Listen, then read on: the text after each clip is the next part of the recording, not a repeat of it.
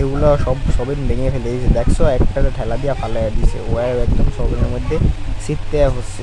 আর এই যে হে আবার উড্ডাইছে, উড্ডা অনের পরে সাউ কি কয় ও আমি কত আনা ঠেলা দিছে কে রে অনুময়। হ্যালো এভরিওয়ান, আজকে তোমাদেরকে দেখাবো আনন্দদায়ক কিছু টপিক। দেখো যেমন ধরো এই ব্যক্তিটা ফোনে কথা বলতেছে অথচ ইনি ফোনে কিছুই বলতেছে না, এখানে ঘাস উচ্চানের নামে একটা বাহানা ধরে বসে আছে।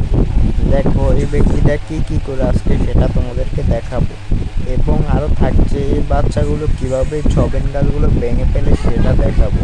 তো ভিডিওটা দেখতে থাকো, পুরোটাই এনজয় করো, মজা পাবে।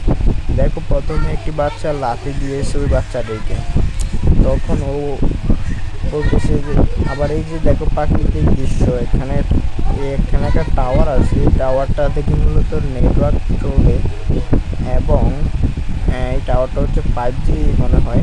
আর এখানে দুইটা ব্যক্তি আসছে নামাজ পড়ে, এনারা খুব ভালো ব্যক্তি।